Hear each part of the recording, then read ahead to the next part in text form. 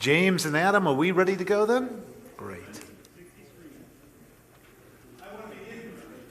I want to begin tonight's service by wishing everyone a Shana Tova, everyone who is here in our sanctuary tonight, and everyone who is watching us wherever you're watching us. You're with family, you're with community, whether you're sitting in your living room or sitting in our sanctuary, and somehow we are all connected because we decided to come to Kol Tikva tonight. And when we wish each other a Shana Tova, a good year, we think of the Hebrew word Shana, or year. But the Hebrew root, Shin Nun He, has another meaning. You take these letters and they can form the verb lishanot, to change. And the idea is that each year, as we say Shana Tova, we're not just saying have a good year, we're saying have a good changing. Each one of us needs to change, especially after the last 18 months. We need to change because we have changed. We need to move forward. So right now, I'd like everyone to turn to their neighbors. I'm not telling you to give them hugs or kisses, but at least wave to one another. And if you're near someone, say your name. I see lots of hands waving right now.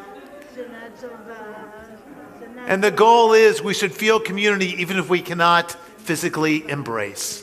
And now some music to brighten our souls.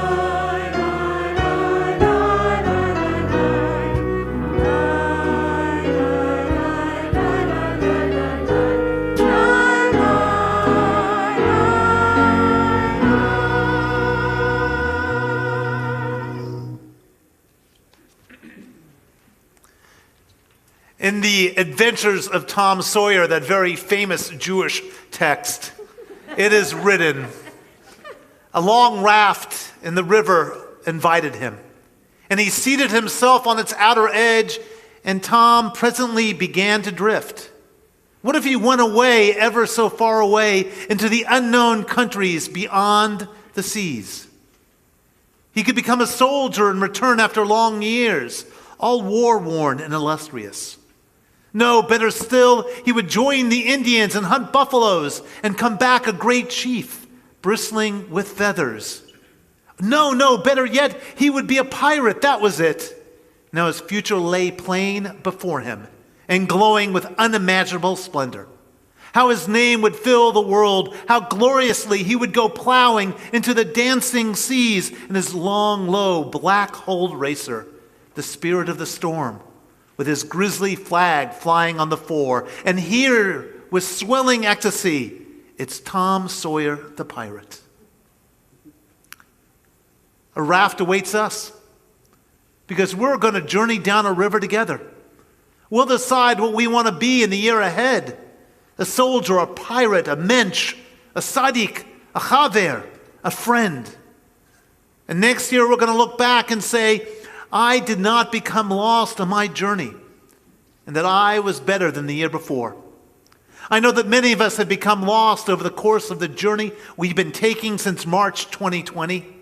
This High Holy Day season is a time to stop paddling against the current or zigzag from side to side. It's time to flow with the current. It's time to move ahead, all of us together. Yes, this journey will help us right our boats. And now I'd like to ask Rob and Terry Moline to come forward to light our candles. If you have a book, we are on page 11.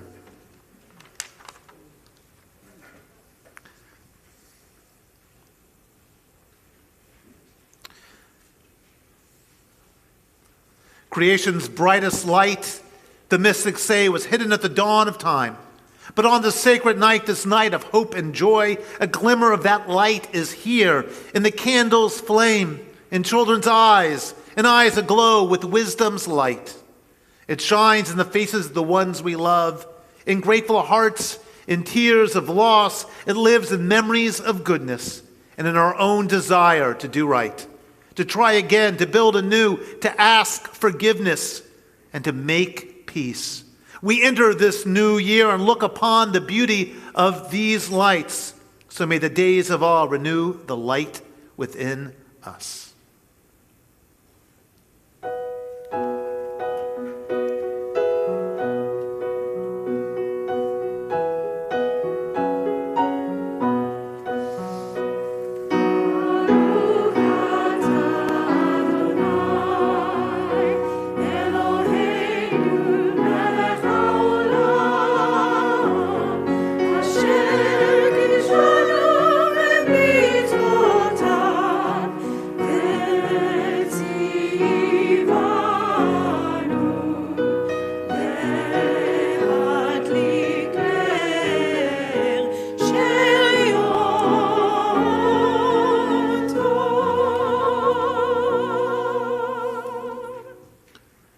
We continue the Shechianu, also found on page 11.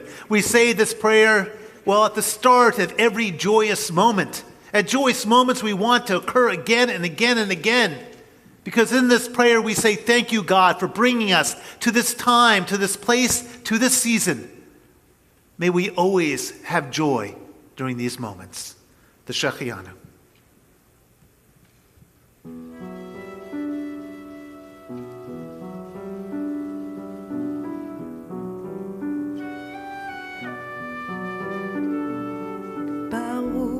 אתה אדוני אלוהינו מלך העולם.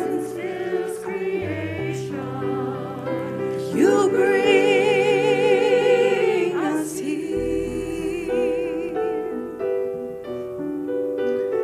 ברוך אתה אדוני אלוהינו מלך העולם.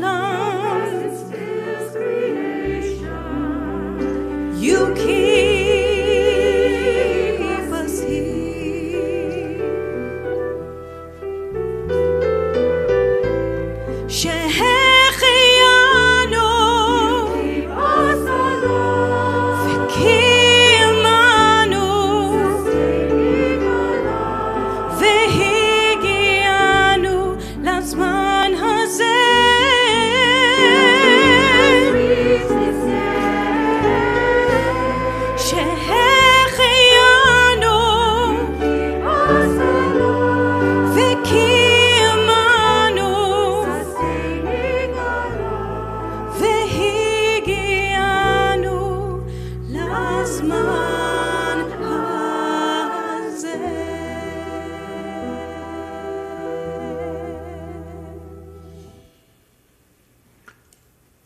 I'd like everyone to rise for the opening of the ark.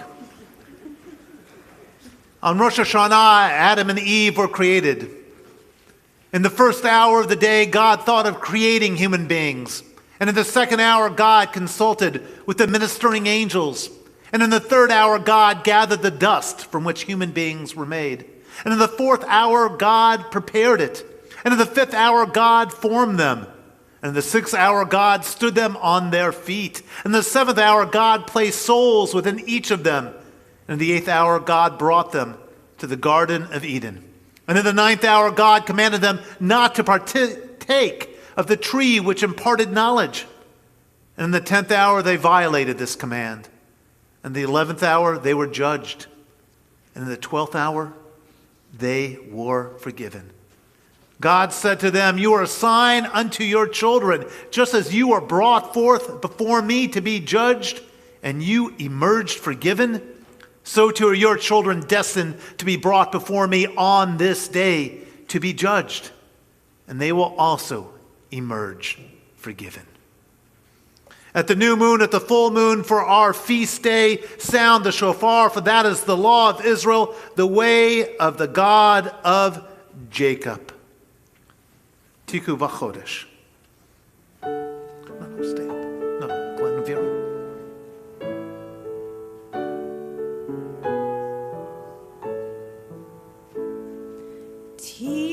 תקעו בחודש שופר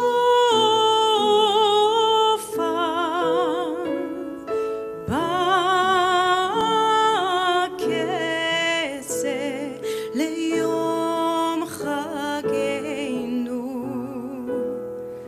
כי חוק לישראל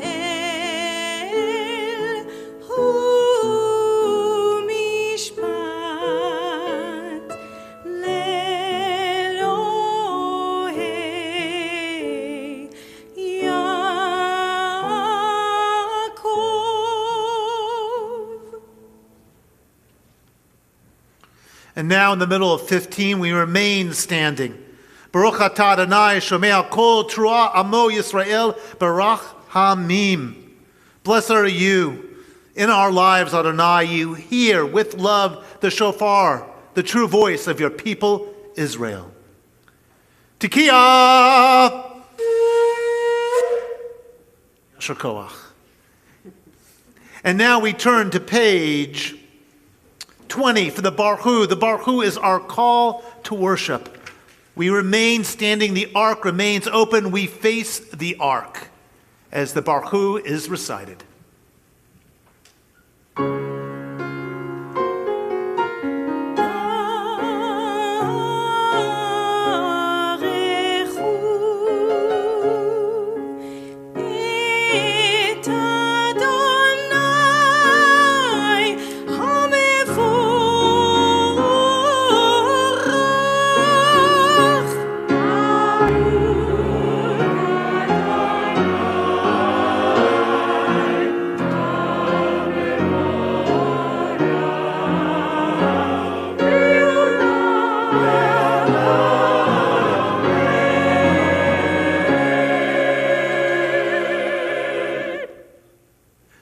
Before this open ark, we take a moment for the Shema. The Shema speaks about unity, about connectedness. And at a time where we don't really feel that connected, well, to humanity, we need to stop. We need to take a breath. And we need to cover our eyes. We need to be still as we are led in the Shema.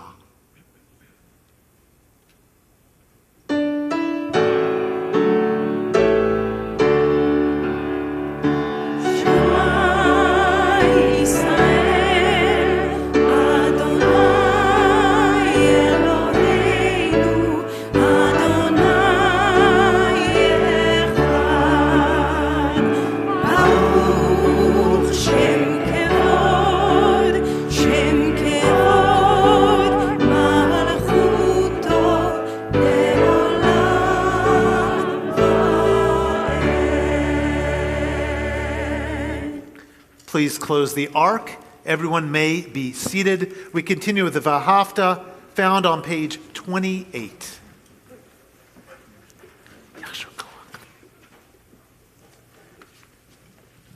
ואהבת את אדוני אלוהיך בכל לבבך ובכל נפשך ובכל מאודיך. והיו הדברים האלה אשר אנוכי מצווך היום על לבביך, ושיננתם לבניך, ודיברת בם בשבתך בביתך ובלכתך בדרך ובשוכבך ובקומך, וקשרתם לאות על ידיך, והיו לטוטפות בין עיניך, וכתבתם על מזוזות ביתך ובשעריך, למען תזכרו ועשיתם את כל מצוותיי, והייתם קדושים לאלוהיכם. אני אדוני אלוהיכם, אשר הוצאתי אתכם מארץ מצרים, להיות לכם לאלוהים. אני אדוני אלוהיכם. We turn to page 34 for the Micha Mocha. Rabbi Judah said, "At the sea, each tribe said to the other, 'You go first into the sea.' And then they began to bicker because they were fearful that the waves would crash down upon them, sweeping them away. Nachshon ben Aminadav, he jumped into the water. And meanwhile, Moses was praying. And God said to him, 'My friend Nachshon is drowning, and you pray?' 'What can I do?' Moses asked. And God responded, 'Speak to the people of Israel and tell them to go, raise your staff.'" When we see our friends attempting to do that which should not be attempted, we typically stand to the side. We don't know how to help, or even if we should, but miracles, like the crossing of the Sea of Reeds, only occur because we become part of the process, because we believe as strongly as the person who takes that first step into the unknown. As we sing the Mi Chamoka, let's remember to join together whenever there's a sea which needs to be miraculously crossed. The Mi Chamoka, page 34.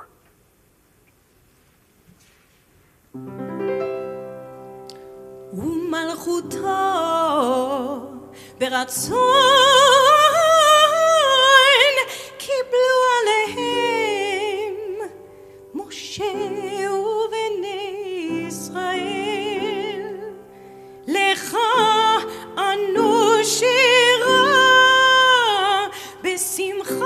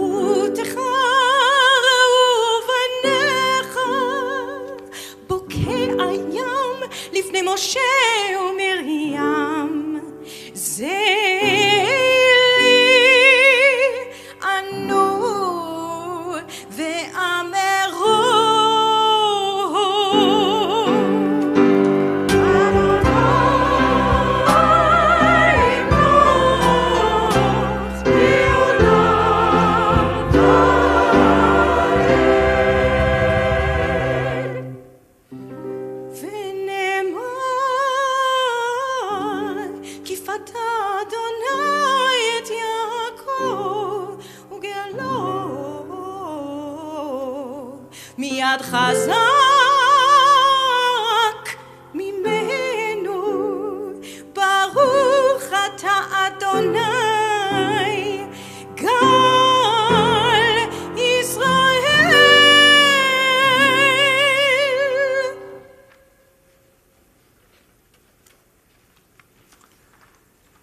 There was once a poor man who tried to get into a rich shul.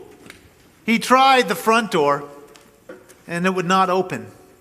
And he tried getting the Zoom sign information by calling the office, but no one would call him back. They were just too polite to say they didn't want him as a member. So the email with the sign-in information never showed up. And he would call and call and call, and occasionally someone would pick up, and they would give him an excuse. You need letters of reference, or your rating on Yelp isn't high enough. Until finally the poor man began to get the message. And so one day he went to the shul and got rebuffed again. And as he was walking away, feeling downhearted and depressed, he chanced to meet God. And God said, "Why do you look so sad?" And the man said, "Because I've been trying to get into that shul for months. They won't even give me the sign into the Zoom meeting." And God said, "I know how you feel. I've been trying to get into that shul for years, and I can't either." It makes no difference how fancy the furniture or how many times God's name is invoked. If justice and mercy are not there, neither is God. That is the message of the High Holy Days.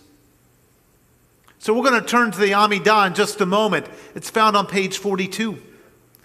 And as we pray this, we need to think about, how do we put justice and mercy into the world? How can we do better?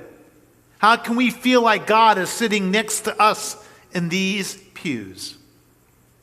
And as you sing along, you're going to notice that there are word changes and melody changes, because tonight is different. And new words force us, to think about what we're saying. New melodies affect our hearts in different ways. So as we chant the Amidah or just listen to it, let us focus on ways we can bring justice and mercy into this community and into this world. Please rise. We are on page 42.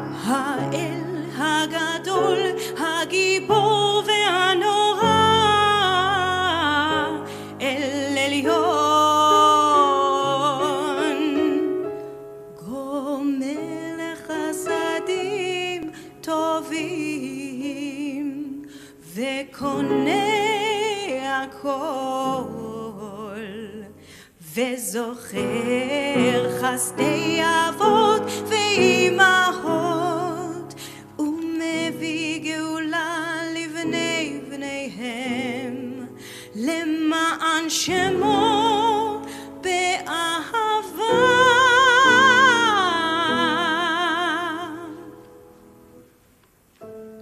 Remember us for life, sovereign God who treasures life.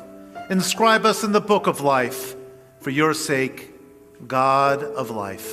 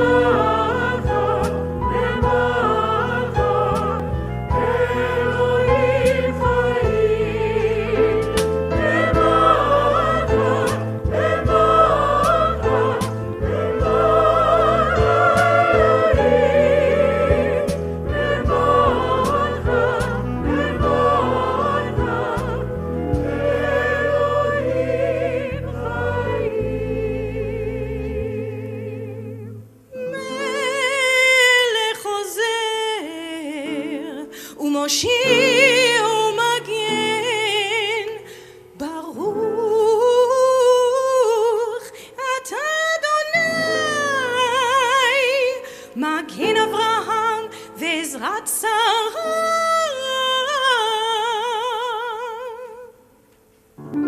אתה גיבור לעולם אדוני, מחיי הכל אתה רב להושיע.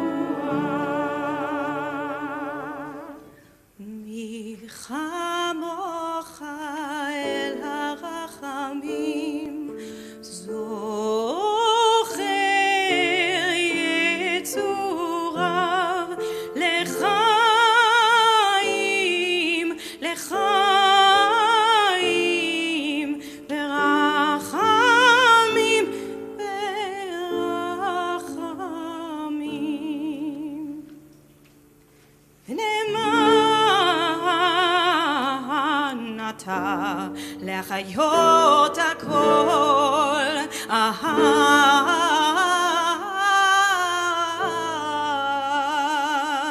ברוך אתה אדוני,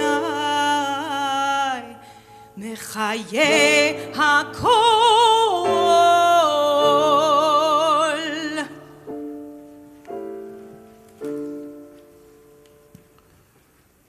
The top of 49. Ata kadosh shimcha kadosh uktoshim b'chol yom yelucha selah. You are holy, your name is holy. Seekers of holiness praise you day by day. Selah. You may be seated.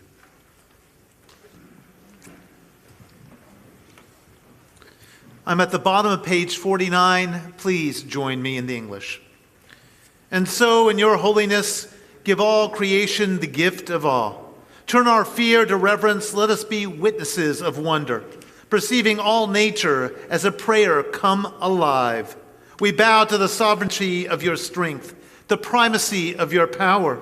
We yearn for connection with all that lives, doing your will with wholeness of heart. Awe-inspiring is your creation, all-encompassing your transcendent name. We're on the top of page 50. We now have our choir sing Uvchen Ten Kivod.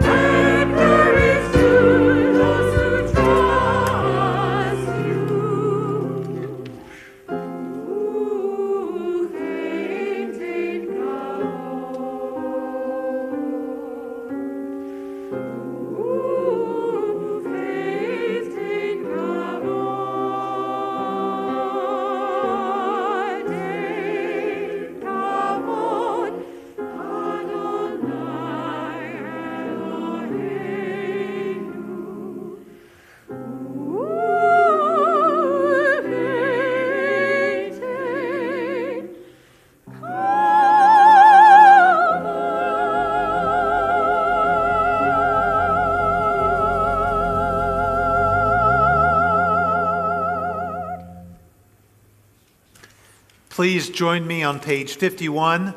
Let us read the English together. And so, in your holiness, give the righteous the gift of a vision bright with joy, a world where evil has no voice, and the rule of malevolence fades like wisps of smoke. Good people everywhere will celebrate the stunning sight of arrogance gone from the earth. I'm on page 52. Kadosh Atah. You are holy, your name is awe. There is nothing divine beyond you. As the prophet Isaiah taught, the source of all might is exalted through justice. The God of holiness made holy through righteousness. Baruch atah Adonai HaMelech HaKadosh. Blessed are you, Adonai, holy sovereign. I ask everyone to rise. We will pray silently through page 70. When you're done with your silent prayer, you may be seated. We are currently on page 52, going to page 70.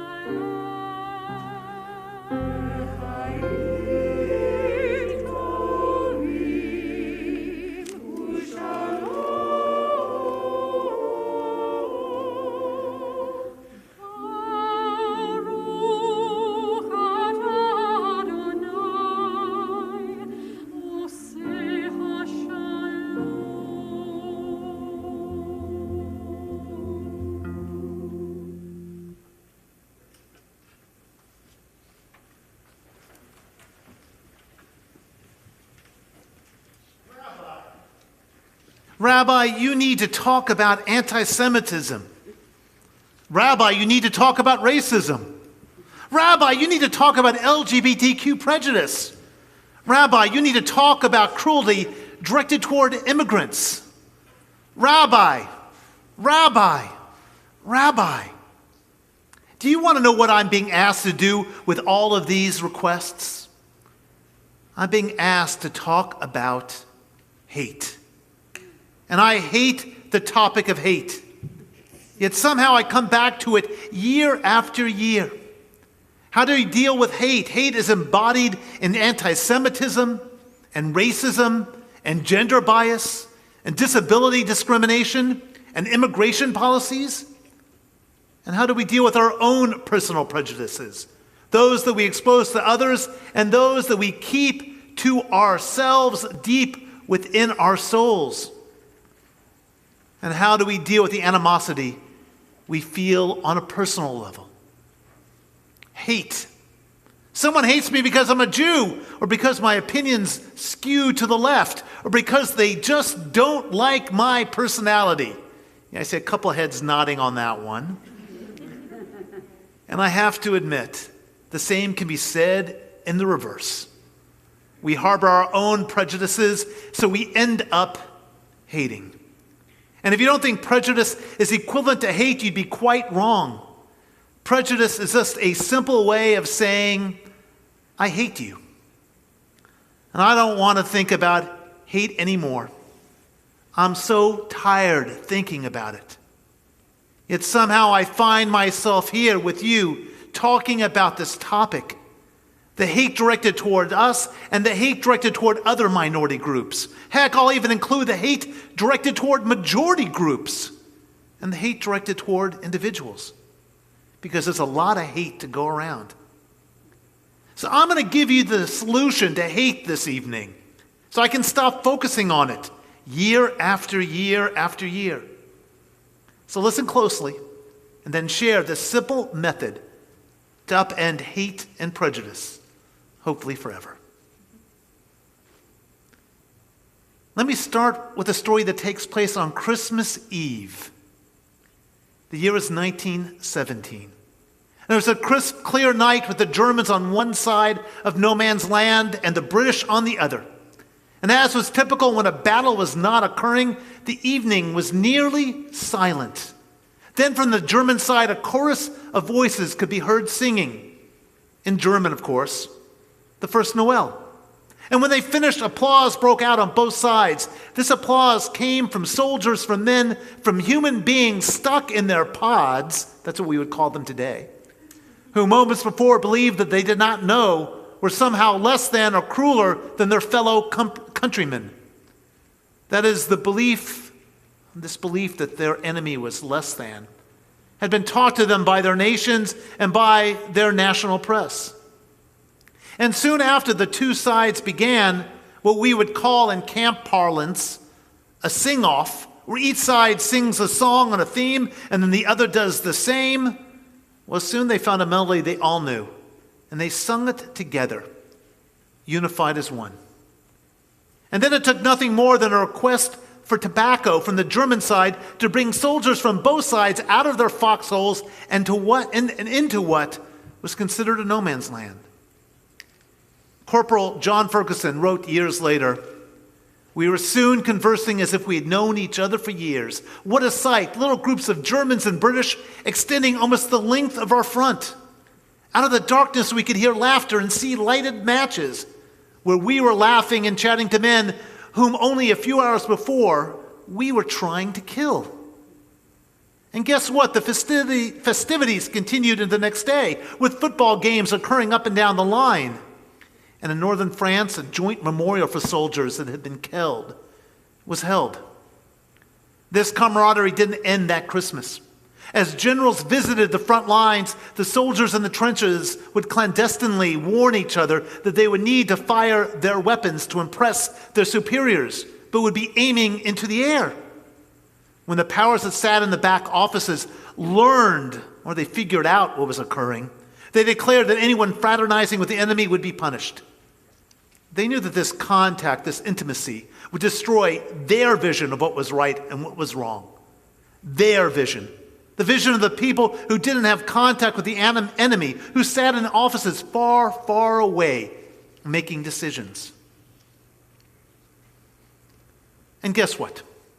The same thing happened during the Spanish Civil War, the Boer Wars, our Civil War, the Crimean War, and the Napoleonic Wars.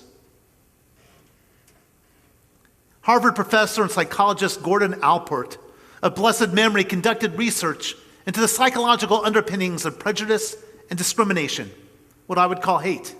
And in 1954, he published The Nature of Prejudice. This book was widely read and cited, not only by psychologists, but also by civil rights leaders. It's still in print today.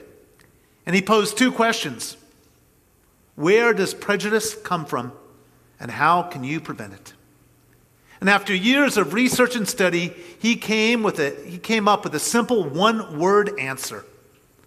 And that answer was contact. Contact. Just like those men had during World War I. And one of his examples of contact was the 1943 race riots in Detroit. He saw that neighbors didn't riot against each other, that the pupils at Wayne State, regardless of their color, went to their classes and treated one another with respect. And those working at war plants continued to work side by side without issue. Some neighbors even shielded one another from violence. These are all moments of contact during a contentious moment in U.S. history. And he even wrote regarding South African apartheid, if blacks and whites could only meet at school, at work, in church, or anywhere at all, they could get to know one another better. After all, we can only love what we know. We can only love what we know. He actually predicted change in South Africa, and sadly he died before he saw it come to fruition. As Rutger Bregman wrote in his book, Humankind, contact engenders more trust, more solidarity, and more mutual kindness. It helps you see through other people's eyes. Moreover, it changes you as a person because individuals within a diverse group of friends are more tolerant towards strangers. And contact is contagious. When you see a neighbor getting along with others, it makes you rethink your own biases. Mark Twain, quoting him for the second time tonight, figured out the importance of contact as early as 1867, observing that, quote, travel is fatal to prejudice, bigotry, and narrow-mindedness. But what happens to contact when we've spent the last 18 or so months not traveling anywhere? Some of us not even to a grocery store. Our homes have become our castles, and like most castles, they're surrounded by moats meant to keep people out. We only lower our drawbridges for a select few, and this moat drawbridge metaphor goes beyond our physical homes. It's become representative of us. We have become closed off. 18 months of pandemic will do that to you. And perhaps you're one of those individuals who has dived back into the world. You go to restaurants and concerts and sporting events and movies. Even you have to admit that there's a difference, a hesitancy, a separation. Perhaps it's the masks. Perhaps it's the fact that we are more comfortable with those that we know, meaning those that are inside our pods, family and friends we inherently trust. Our interactions with those who don't exist in our pods or circles or whatever you want to call them have become less and less frequent. We stare out our car windows at the homeless. We watch tragedies unfold on TVs and computer screens. We listen to our podcaster of choice who rants about topics that only take an extreme position. And of course, we either watch CNN or Fox, but definitely not both. We have limited our contact with those people and ideas with which we formerly disagreed, and now, well, we vehemently disagree with them because we never bother to have contact with them. So often when I give High Holy Day sermons, I relate experiences that I've had during the past year, experiences of contact. Back in 2019, I spoke about my journey to Mexico, where I met those immigrants who were struggling on the border. And I attempted to share their human faces with all of you. And in 2018, I spoke about my time in Indonesia, the world's most populous Muslim country, and how interacting with this Muslim culture helped change me. And then in 2017, I shared with you my experiences speaking to NAMI groups, NAMI being the National Alliance of Mental Illness, and how I gained more insights from that community than they did from me. I was relating to you moments of contact without getting to know the other. We are unable to understand their plight. Without actual contact, everything is distant. Without contact, it becomes too easy to stereotype those that we don't personally know. And I've been pondering the idea of contact ever since I read about it this summer in the book Humankind. I've been reflecting on the extreme positions everyone seems to be taking. We've forgotten that each of us is human, and on some level we have similar needs and desires. Instead, we focus on the differences, especially for those we do not personally know. Those slight differences become major ones now that we aren't interacting with one another. We are safely in our castles, so it's simple to discount others. But how can we perform the act of tikkun olam, the act of healing the world, if we don't work together? Devekut. It's a Hebrew word, and it describes the ultimate form of contact, because it describes the cleaving to God that all Jewish mystics seek. Yes, Jewish mystics exist, and I'll be teaching a mysticism class this fall, so if you want to join me, please do. But here's the first question I always ask my students when I teach mysticism. And I ask them, what is the mystic's goal? And they look at me dumbfounded. And then I explain the goal of the mystic is to become one with God. Talk about contact. The mystics had a lot of interesting and unusual methods of generating devekut, this cleaving to God, none of which I'm going to get into right now. But here's the core idea. You need to take a journey to get to God. You need to be open. You need to be open, let me repeat that, to finding ways to get closer and closer and closer to holiness. You can't do it from afar. You can't do it through academic study. You can only do it by attempting to make contact. But once you do, you're changed. And the 20th century philosopher and mystic Martin Buber believed in devekut and expressed this belief in a philosophy called I-Thou, which I've spoken about at length in the past.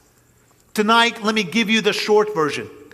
Buber believed that whenever we truly connect with someone or something, God is present in the moment. And while he didn't use the word contact, he was innately describing it. When we have contact, something holy is occurring. When you truly connect with someone, this is always an emotional or intellectual or spiritual moment. This can only happen at a point of contact. In other words, when contact occurs, when you truly connect, holiness is present. Have you ever had a moment of connection with someone that seemed to come out of nowhere, that gave you an insight that you didn't expect? If so, that's what contact does. It creates those holy moments. The New York Times had an article about Marissa Meitz. She's 23 years old and lives in New York City. And last May, via TikTok video, she learned that people she thought were her friends were purposely planning a birthday party in a day she would not be able to attend. When she saw the video, her heart sank. But instead of wallowing in self-pity, she decided to take action. She went on TikTok and announced to the world that she was the Marissa that the video had been discussing. And instead of being picked on, nearly instantly she was getting messages that said things like, "Let's be friends. Screw your old friends." And with these, she received over 5,000 messages. People were inviting her to parties and weddings and asking her to be pen pals. It seemed that everyone was hungry for contact. And she realized that her negative experience could be used to create a positive one. She decided to hold a meetup. If you don't know what a meetup is, it's probably because you're not young enough. But they're informal groups comprised around interest or age or whatever you want to organize them around that gather to socialize. She called the group No More Lonely Friends. And the first meetup met at Central Park. 200 people showed up. They hung out talking and playing games and bonding for 8 hours. It was supposed to be a 2-hour event. Since then, she has held events in major cities across the country and has an online community for those who want to find a way to make friends IRL, in real life. And Marissa shared, the cool thing is everyone is there to make friends, so everyone looks like they're already friends, but in reality, everyone showed up alone. You don't necessarily need to go to a party in a park or make new friends to feel connected. You do need to reach out. Make contact with old friends, lost friends, any friends, and do the same with relatives. Reach out to them because we need to reach out to one another. It's just too easy living cloistered lives. Some of us are content, but so many are filled with sadness and loneliness. And even if you feel good about how you're doing, think about those that don't and reach out. Now, I'm sure that some of you think I'm advocating for everyone to throw off their masks and run into the streets and turn everyone you don't know into your best friend. I'm not. I'm attempting to make each of you aware of the challenges that come with too much life lived indoors, in pods, and online. If we can't make physical contact, then we need at least to attempt to be open to others. We can do this by reading or watching a news source we don't normally turn to. Or we can listen to a podcast that doesn't fit our belief system. I can do that for about 2 minutes and then I have to stop, but maybe you can get longer than I can. Or we can virtually donate time or money to those in need, or we can get onto Zoom or FaceTime or even an old-fashioned landline and connect.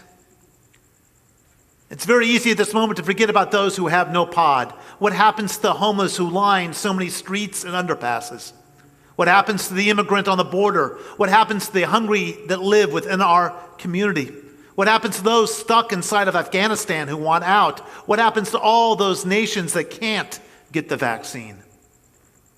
What happens to us when we only worry about our own individual castles?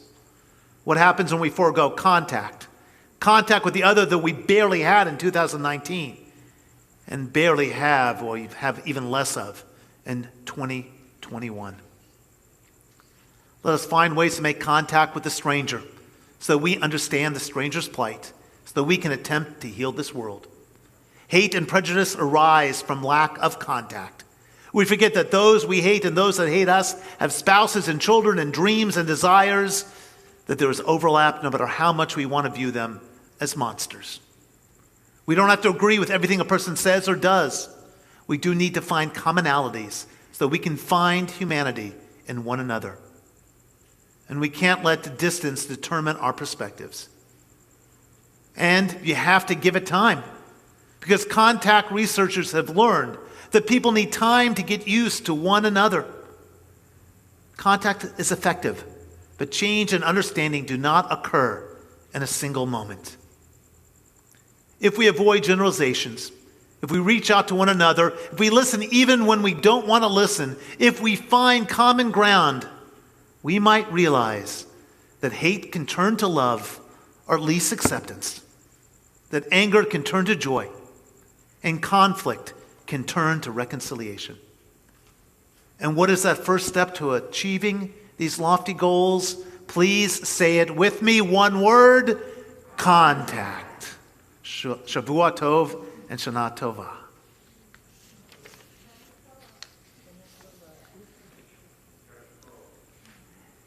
And so now our hearts turn to those who are ill. We're going to recite, or we're going to have sung for us, the Misha Berach. And now's a great moment to think about some of those you have lost contact with, and perhaps heal that relationship with some contact. That could be the best medicine, following a Misha Berach.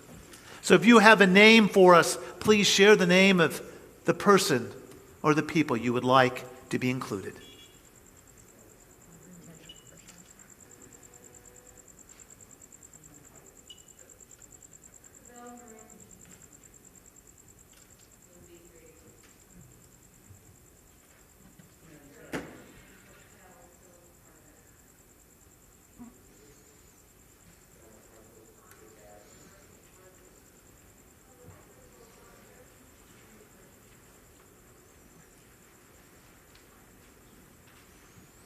Mishaberach Avatenu V'Yamatenu. May the God of our ancestors grant refuah shlema, a complete and full healing to all those named tonight, and to all those we hold in our hearts. And together we say, Amen.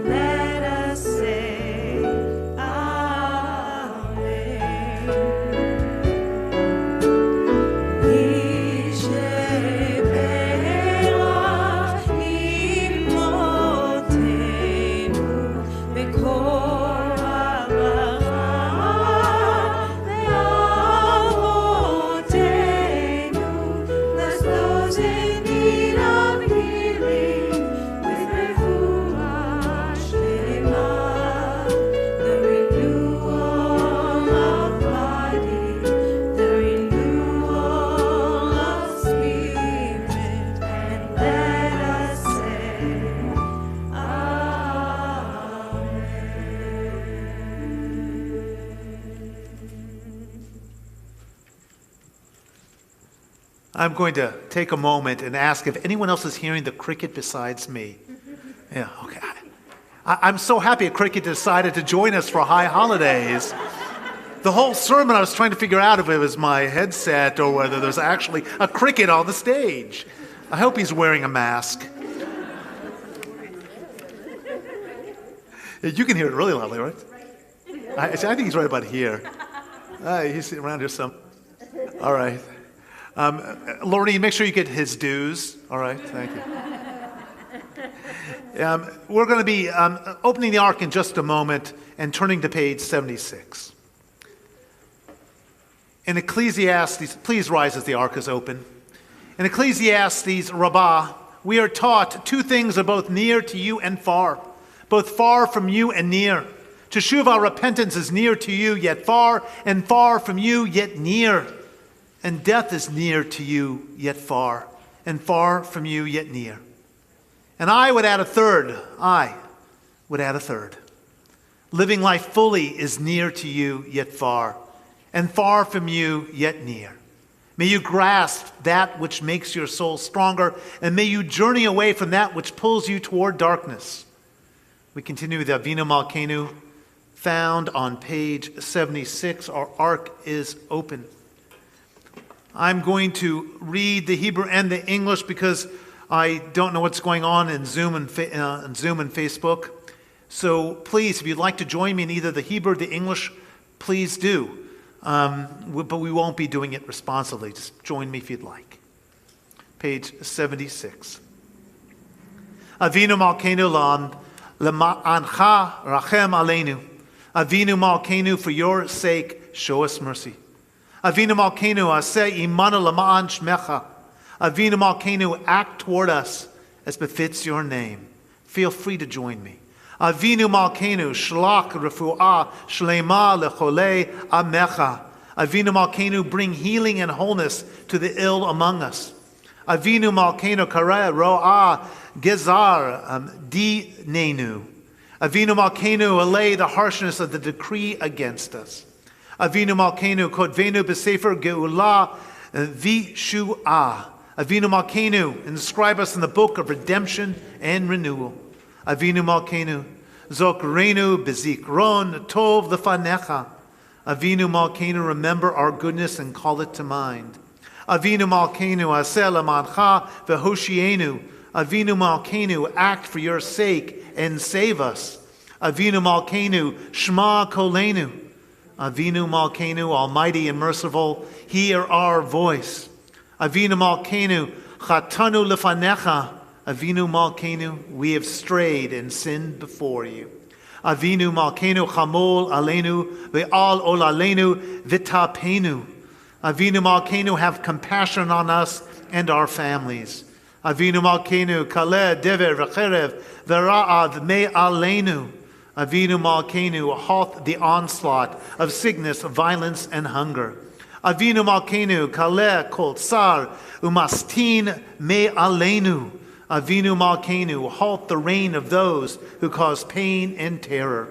Avinu Malkeinu Kodvenu B'Sefer Chayim Tovim. Avinu Malkeinu, enter our names in the book of lives well lived. Avinu Malkeinu Chadesh Aleinu Shana Tova. Avinu Malkeinu, renew us for a year of goodness. Avinu Malkeinu Chonenu Ve'anenu Ki Ein Banu Maasim. Aseimanu, Sadaka v'chesed v'hoshi'enu. Avinu Malkeinu, almighty and merciful, answer us with grace, for our deeds are wanting. Save us through acts of justice and love.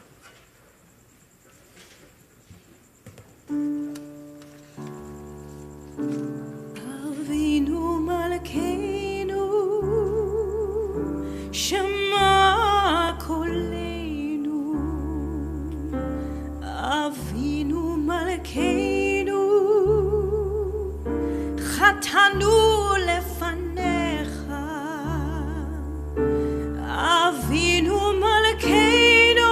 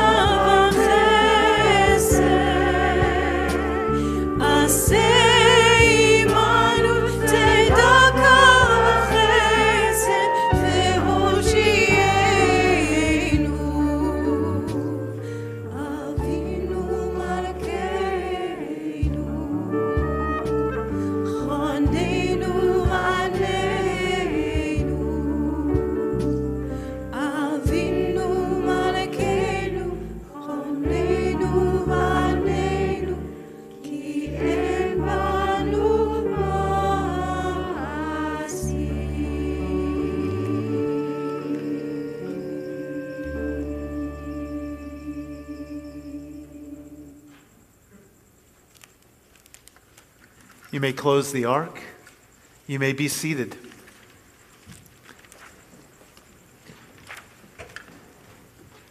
And now for the highlight of every service, announcements.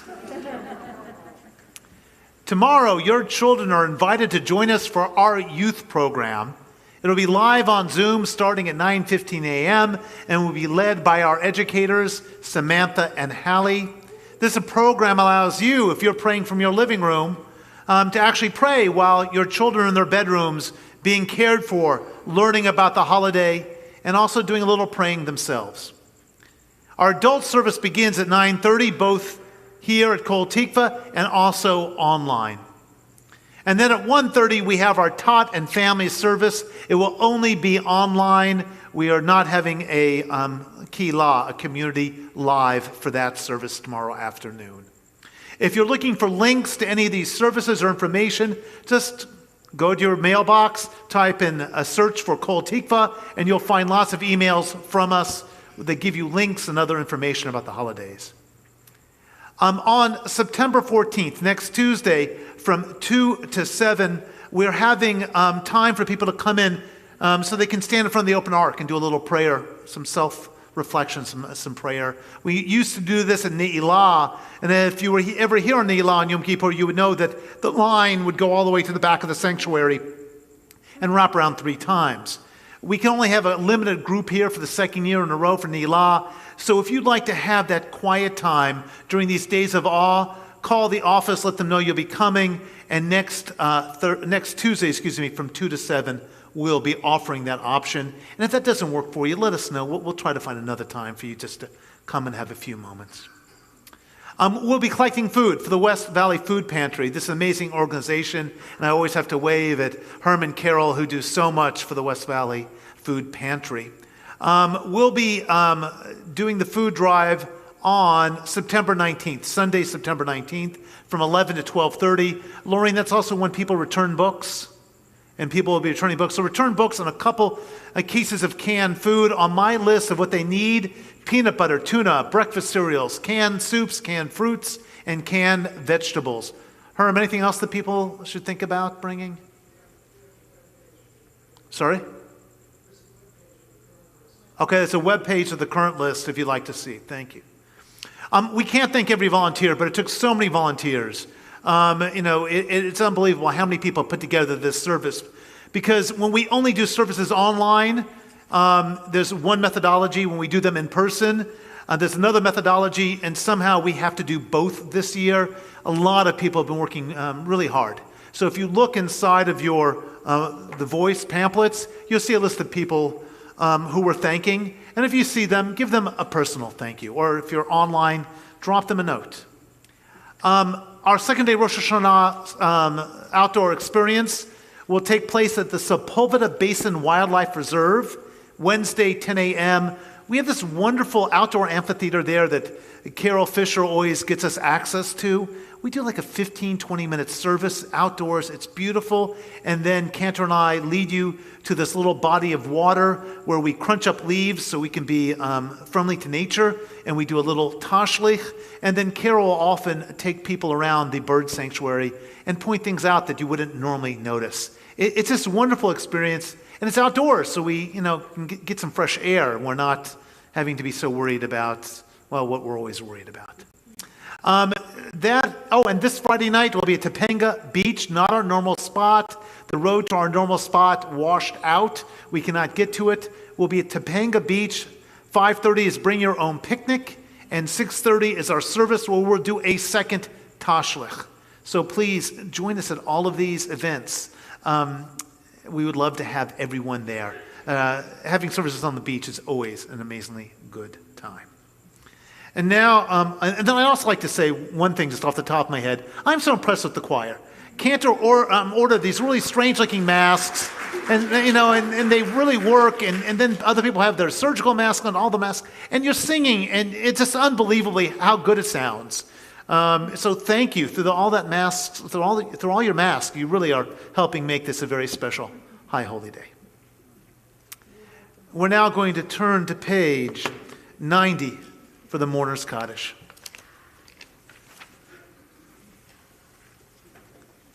We take a moment and think about those who departed this earth. We think about the influence they had on our lives. We think about how they made us laugh. And we think about how their passing brought us to tears. But we will always remember the lessons they taught us. And we'll always take those lessons and teach them to others. If you're currently in a state of mourning, if you're observing a yortzeit, please share the name of your beloved with us.